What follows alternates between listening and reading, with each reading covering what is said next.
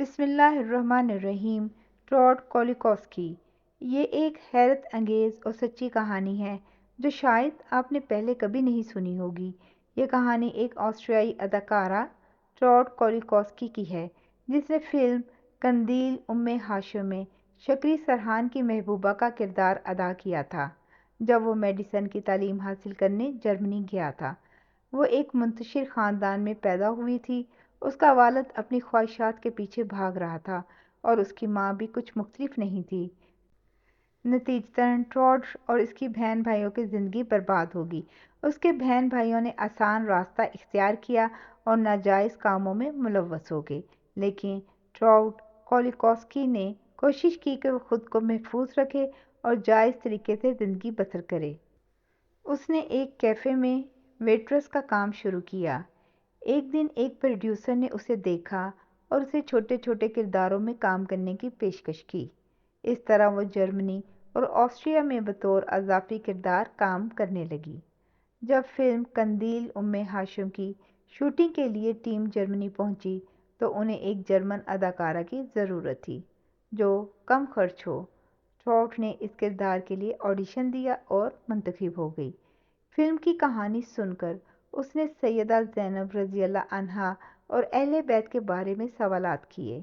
اس کے ساتھ کام کرنے والے لوگوں نے انہیں ان کی پاکیزگی اور نیکی کے بارے میں بتایا۔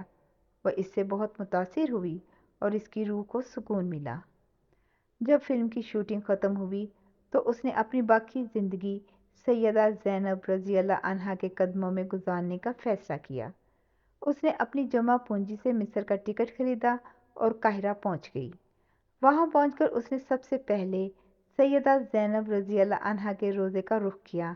چونکہ وہ عربی نہیں جانتی تھی اس لیے مقامی لوگوں نے اس کی مدد کی اور اسے معروف اداکار عبدالوارث اثر کے پاس لے گئے جو فلم میں بھی شامل تھے۔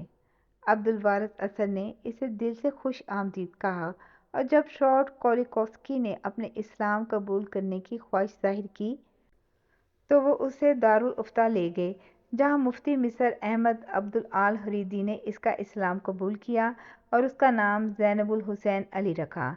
اسلام قبول کرنے کے بعد زینب نے قرآن پاک کا جرمن ترجمہ پڑھنا شروع کیا اور روتی رہی۔ اس نے عبدالوارث اثر سے حج پر جانے کی خواہش ظاہر کی۔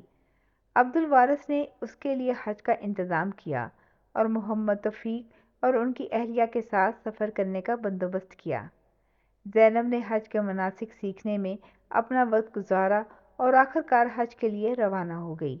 حج کے دوران محمد توفیق کی اہلیہ نے بتایا کہ زینب کو کسی قسم کی تھکان محسوس نہیں ہو رہی تھی اور وہ ہمیشہ ان سے آگے ہوتی تھی۔